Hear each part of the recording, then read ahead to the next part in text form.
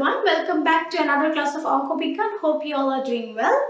And today our topic is Lesson 5, Let's Become Skilled Workforce. Skilled Workforce. Okay, so moving on to the next slide. Read the dialogue between Ratan and Rumi to find out about the importance of English. Okay, so Rumi. At first, we are in English class, right? And now we are going to learn why English is so important in our daily basis. Rumi, you remember my brother Raihan, don't you? He applied for a front desk officer in a 5-star hotel. Ratan, what happened? Has he got the job? Rumi, no, he couldn't answer most of the questions in the interview. Ratan, why? He did well in the HSC, didn't he? Rumi, yes, he did, but the recruiting officer in the interview asked him questions in English and he couldn't understand most of them. Okay. Ratan, sorry, but I have a different story to tell you. My cousin Sheila did her HSC from a college in Mymensingh. She couldn't do as good as Raihan in her exams, but she got a job as a crew member in Biman, Bangladesh. She said she answered in English all the questions both in her written test and interview. Rumi, great! She must be good at English. Well, then the key to getting some good jobs is English, isn't it? Ratan, yes, you are right. Moving on to the next slide. Okay, now, not necessarily that English is the only language to hack a job or an interview. Never. It couldn't be possible, right? But here's this thing. We know that English is an international language and English is spoken internationally. You don't know French. You go to France. What would you do? Can you speak in Bangla? No, you can't. Because they won't understand it in Bangla. Can you speak in French? You can't because you don't know French. So what would you do at that moment? You will try to communicate with French people in English, right? Why? Because English is a language that is spoken widely in the world. So this is how we can say that English might help you to hack a job because you have to have a knowledge of an international language to communicate with different sorts of people from different culture and countries. Now, discussing groups. Try to find out why English is needed for a good hotel front desk officer and a flight crew member. So now we will know that why front desk officer and crew members should know English. Now, English is the common language people all over the world use to communicate with each other. Okay. Use it to communicate with each other. Learning English is an efficient way to be prepared for any conversation with almost any guest at your hotel. Okay, that means that learning English is an efficient way to be prepared for any conversation with almost any guest at your hotel. Suppose you are a receptionist. Now, someone from, for example, someone from Russia came to your hotel to stay, came at your hotel to stay. Now, how would you communicate with Russian people? You don't possibly know Russia, for example, because there will be a lot of people from different countries. There will be Africans, there will be Mexicans, there will be Russians, there will be, English, like French. So it's not possible for you to ace all the languages. So there should be one common language that you can use to communicate with them. So suppose a Russian came at your hotel to stay. Now you can communicate with that particular guest of yours in English, right? So this is why for in hotel management company, English is preferred and it is used in a very wide area. Okay, now it is general practice that the cabin crew members do speak English to facilitate the communication in the aviation industry.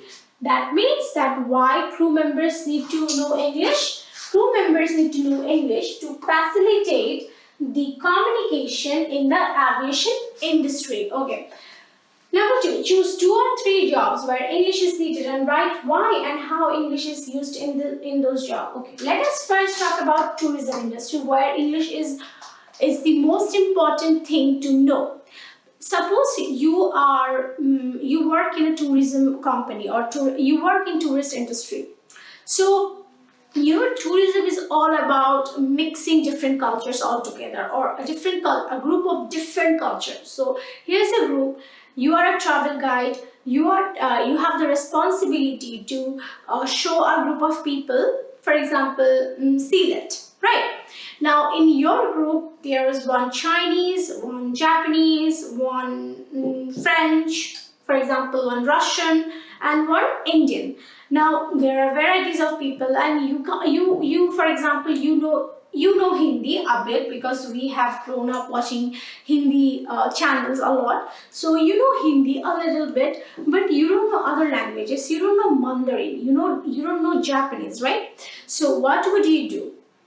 Is it possible for you to communicate with them by translating every sentence on internet? No, you can't. So you have to communicate with them with one particular language, and that is English. Because English is an international language, it is used widely to communicate. So this is why in tourism industry, English is so important. Now let's talk about business. So in business, the common language is English because for example, you're having a meeting with a Chinese businessman. So you don't know Mandarin. Now what can you do? And he doesn't know he doesn't know Bangla. So in that case, one common language that you can use in English. English is easy. It's a language that you have heard since your childhood because it's widely used. Bangla is not used in other countries. Bangla is only used in our country, but you see, we do speak in English, right? So English is an international language. The business world uses this language to communicate with each other and spread their business all over the world. Diplomacy. For example, I am a diplomat and I am presenting Bangladesh, for example. Let's talk about Russia again. So I am presenting my country in Russia. I'm working as a delegate. I'm working as a diplomat in Russia and presenting Bangladesh. Now, how would I have meetings with all the political leaders or members of Russia? For example, I don't know Russia. So how can I speak with them? I can speak with them in English because English is used in every country, and it's not necessary that country has to be Russia because there are also a lot of countries that do not use English. Note this. There are also a lot of countries who only speaks in their own language, but nonetheless we can say that English is such a language that can be used widely. Now, moving on to the next slide, read what Ms. Chaudhary talks with her students about learning English. Today, there are many jobs where you need English. This is because the world has become smaller. Vast distances are shortened by speedy transport. We can talk to a person thousands of kilometers away on the phone or the internet, so we can communicate with the whole world easily. English has made this communication easier. There are many countries in the world with many languages, but to communicate with them, you cannot speak all the languages. So, you need a common language that you can use with more or less all the people in the world. English is that common language. You can talk to a Chinese toy maker. English is that common language. Okay, full stop. You can talk to a Chinese toy maker, a French artist, an Arab ambassador, or a Korean builder in one language, English. So see, so many varieties of this particular language. English is, for us in Bangladesh, is all the more important. As we have seen earlier, we are too many people in a small country. So if you learn English, you have the best opportunity to find a good job both within and outside the country. And this is good news for millions of our unemployed youths. So, for example, you know good English.